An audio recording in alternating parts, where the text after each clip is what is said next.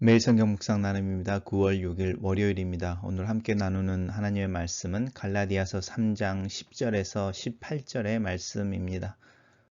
오늘의 본문을 읽습니다. 물은 율법 행위에 속한 자들은 저주 아래 있나니 기록된 바 누구든지 율법책에 기록된 대로 모든 일을 항상 행하지 아니하는 자는 저주 아래에 있는 자라 하였음이라. 또 하나님 앞에서 아무도 율법으로 말미암아 의롭게 되지 못할 것이 분명하니 이는 의인은 믿음으로 살리라 하였음이니라. 율법은 믿음에서 난 것이 아니니 율법을 행하는 자는 그 가운데서 살리라 하였느니라. 그리스도께서 우리를 위하여 저주를 받으신 바 되사 율법의 저주에서 우리를 속량하셨으니 기록된 바 나무에 달린 자마다 저주 아래 있는 자라 하였음이니라. 이는 그리스도 예수 안에서 아브라함의 복이 이방인에게 미치게 하고 또 우리로 하여금 믿음으로 말미암아 성령의 약속을 받게 하려 함이라. 형제들아, 내가 사람의 예대로 말하노니 사람의 언약이라도 정한 후에는 아무도 폐하거나 더하거나 하지 못하느니라. 이 약속들은 아브라함과 그 자손에게 말씀하신 것인데 여럿을 가리켜 그 자손들이라 하지 아니하시고 오직 한 사람을 가리켜 내 자손이라 하셨으니 곧 그리스도라. 내가 이것을 말하노니 하나님께서 미리 정하신 언약을 430년 후에 생긴 율법이 폐기하지 못하고 그 약속을 헛되게 하지 못하리라. 만일 그 유업이 율법에서 난 것이면 약속에서 난 것이 아니리라. 그러나 하나님이 약속으로 말미암아 아브라함에게 주신 것이라. 오늘의 본문은 세 개의 단락으로 나눠져 있습니다. 첫 번째 단락입니다. 첫 번째 단락에서 무릇 율법의 행위에 속한 자들이라고 이야기합니다. 율법의 행위에 속한 자들은 할례를 받는 자들이라든지 또 유대인의 유전이라고 하는 전통을 지키는 것을 강조하는 이들입니다. 그들은 저주 아래 있다라고 말하는데 왜냐하면 이 율법의 행위라고 하는 부분들을 다 지킬 수 있는 사람이 없기 때문입니다. 율법책이라고 하는 것이 이거 하나 이거 둘 지키는 문제가 아니고 그 율법책에 기록된 모든 것을 지켜야만 온전한 자로 드러난다는 거죠. 만약에 100가지 율법이 있을 때 99가지를 지켰더라도 한 가지를 지키지 않으면 죄인으로 드러나는 것이어서 99가지를 지키는 것이 어려울 뿐만 아니라 한 가지를 지키는 것도 어려워서 이 율법책 또 율법에 근거하면 절대로 온전한 사람이 될 수 없어서 이렇게 하나님의 진노 아래에 있음을 깨닫게 된다라는 부분입니다.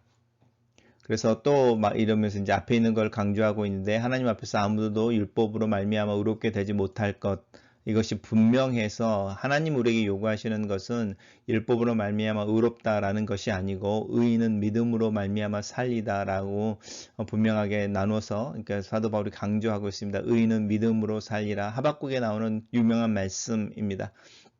율법은 믿음에서 난 것이 아니니 율법을 행하는 자는 그 가운데서 살리라 하였습니다. 이 말은 뭐냐면 율법을 행하는 자는 율법 가운데서 살게 되는 것이죠. 율법 가운데서 사는 자들은 저주 아래에 있는 자들이다. 이렇게 분명하게 말하고 있습니다. 단락을 요약해 보겠습니다. 하나님 앞에서 아무도 율법으로 의롭게 되지 못하는 것이 분명하다. 의인은 믿음으로 살리라고 하셨다.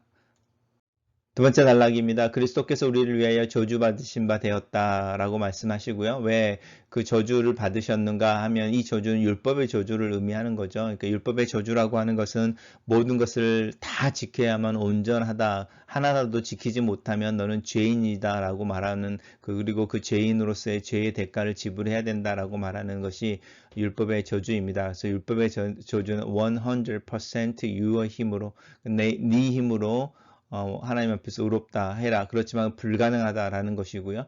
그 불가능함을 깨뜨리기 위해서 하나님 예수님께서 우리를 위하여 저주를 받으셨다라는 것입니다. 그 저주의 내용이 뭐냐면 나무에 달린 것인데요. 나무에 달린다라는 것은 저주 아래에 있다는 뜻입니다. 그래서 이 율법의 저주 받은 자 그리고 그래서 예수님이 그렇게 저주를 받으셨고 그 예수님의 저주를 받으셨기 때문에 나는 그 저주에서 벗어나 자유롭게 되어졌다라는 것이죠. 왜 하나님께 예수님께서 직접 우리를 대신하여 나무에 달리시는 저주를 받게 되었는가? 그리스도 예수 안에서 아브라함의 복이 이방인에게 미치게 하고 우리로 하여금 믿음으로 말미암아 성령의 약속을 받게 하려 합니다라고 말합니다. 두 가지는 거죠. 그리스도 예수 안에서 아브라함의 복이 이방인에게 미치게 하고 이 아브라함의 복이라고 하는 것은 하나님의 백성이 되는 복을 의미하는 것이죠. 그리고 믿음으로 말미암아 성령의 약속을 받게 하려는 것, 예수를 믿는 자들에게 주어지는 성령입니다. 단락을 요약해 보겠습니다.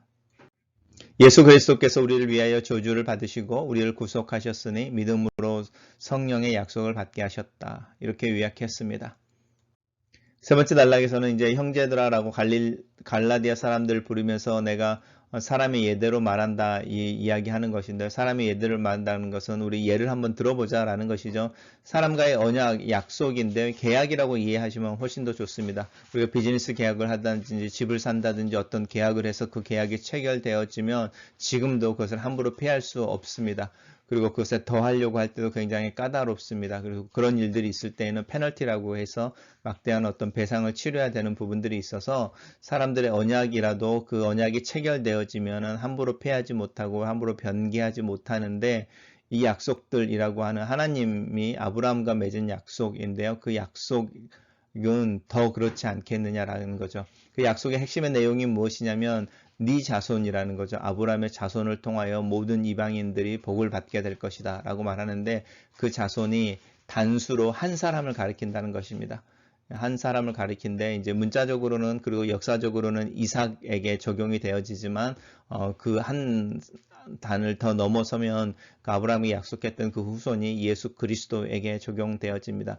성경에 나와 있는 많은 예언들이 이런 단계를 씁니다. 성경에 나와 있는 많은 예언들이 그 당시에 어떤 상황에 적용이 되어지지만 그 상황을 넘어서서 1000년 뒤, 2000년 뒤에 인류의 역사 속에 또 다른 모습으로 나타나는 것, 그래서 이중으로 성경에 나와 있는 예언이 성취되어지는데, 예수님에 대한 예언이 특별히 더 그렇습니다.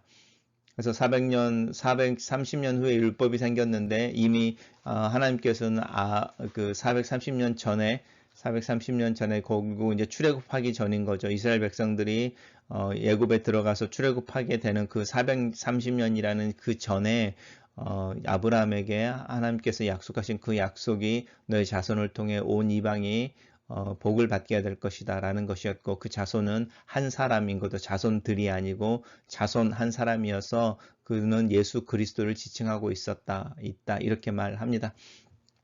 그래서 그 하나님께서 아브라함이 약속하신 그 약속이 절대로 헛되지 않는다. 왜냐하면 사람 간의 약속도 함부로 깨지 못하는데 하나님과 맺은 약속이 깨어지겠느냐. 그 약속은 절대로 깨어지지 않는다라고 강조하고 있습니다. 단락을 요약해 보겠습니다. 하나님께서 아브라함에게 약속하신 것은 한 자손 곧 그리스도이시다. 이렇게 정리해 봤습니다. 첫 번째 묵상 포인트입니다. 하나님 앞에서 아무도 의롭다, 스스로 의롭다고 주장할 수 없다. 자신의 행실이 온전함을 어떻게 주장할 수 있을까? 더군다나 하나님은 행동 이면의 동기와 생각까지 살피시는 분이다. 마음에 없는 표정을 지을 수 있고 억지로나 의무감에 의해 선한 행동을 할 때에 나만 아는 그 어색함을 하나님은 알고 계신다. 그래서 나는 하나님 앞에 설 때마다 그분의 은혜와 자비를 구할 뿐이다. 나 스스로 내 연약함과 부족함을 인정하지만 내가 인정하는 것보다 훨씬 더 부족하고 연약한 모습이 하나님의 눈에 보일 것을 안다. 하지만 하나님께서 나를 예수 그리스도 안에서 보고 계심 또한 믿는다. 나의 부족함을 보는 것이 아니라 예수 그리스도의 온전함을 보신다. 내 죄와 그 연약함을 보시는 것이 아니다. 그리스도의 죽으심과 용서를 보신다. 믿음은 내 자신을 하나님 앞에서 정직하게 볼 수 있는 능력이다. 믿음은 내 죄와 부족함이 예수 그리스도에 인하여 감추어진 것을 믿는 것이다. 믿음은 하나님께서 그리스도 예수 안에서 나를 살리심을 믿는 것이다. 그렇게 나는 하나님의 자녀로 하나님 앞에 선다. 내 공로가 아닌 그리스도의 공로를 힘입어서. 두 번째 묵상 포인트입니다. 예수 그리스도로서 죄로 인해 내가 치워야 하는 대가를 지불하셨다. 그리스도께서 하나님과의 단절, 그 고통을 경험하셨다. 그 경험이 내가 경험해야만 했던 것이다. 하지만 예수께서는 나를 위하여 그 저주를 받으셨다. 그리고 나를 구속하셨다. 그리고 나에게 약속된 성령을 받게 하셨다. 이 모든 일이 하나님의 은혜이다. 그리고 이 은혜가 나를 살린다. 이 은혜가 나로 성령을 따라가게 하며 예수 그리스도의 죽음 아래 내 자신을 내어놓도록 돕는다. 마지막 묵상 포인트입니다. 하나님께서 나의 구원을 위해 오랫동안 일하셨다. 아브라함을 택하실 때도 하나님은 아브라함에게 한 후손을 약속하셨다. 이 후손은 이삭을 통한 계보의 계승을 넘어 수천 년 뒤 하나님의 약속을 따라 이방인들에게 복음이 전해지고 그 복음을 수용하여 하나님의 백성이 될 수 있는 수많은 이방인들에게 복이 되신다. 예수 그리스도 안에서 이방인과 유대인, 노인과 젊은이, 여성과 남성, 어린아이, 자유인과 노예까지 모든 사람들이 동일하게 하나님의 자녀, 하나님의 백성이 되는 것을 믿는다. 이것은 혁명적인 선언이기도 하다. 이 선언을 살아내는 하루를 위해 기도한다. 글로 쓰는 기도입니다. 나를 구원하시기 위해 오래전부터 일하신 하나님을 찬양합니다. 예수 그리스도를 통하여 나의 연약함과 죄악을 담당하시고 해결하시는 그 사랑을 노래합니다. 하나님 앞에 겸손하게 내 마음을 열어 내 생각과 속사람, 내 감정과 신앙을 하나님 앞에 보여드립니다. 숨김이 없는 정직한 마음, 은혜를 구하는 갈급한 마음, 인도하심을 기다리는 기대의 마음을 하나님 앞에 내어놓습니다. 하나님 예수 그리스도 안에서 나를 보시옵소서. 그의 대속의 죽음과 부활을 기억하시옵소서. 내 안에 보내신 성령을 의지하고 성령의 음성을 듣고 성령과 동행하는 것이 일상이 되기를 위해 기도합니다. 그 성령이 내 실제 생활의 경험이 되기를, 또 그렇게 은혜를 부어주시기를 기도합니다. 아브라함의 때부터 지금까지 나에게 복음이 흘러오기까지 수고하고 눈물을 흘리며 피를 쏟은 믿음의 선배들 인하여 감사합니다. 나 또한 나를 흘러 복음이 앞으로 나아갈 수 있도록, 또 그렇게 가기 위해 삶을 사는 자가 되기를 기도합니다. 또한 오늘 하루 믿음으로 사는 하루가 되게 도와주시옵소서. 예수님 이름으로 기도합니다. 아멘.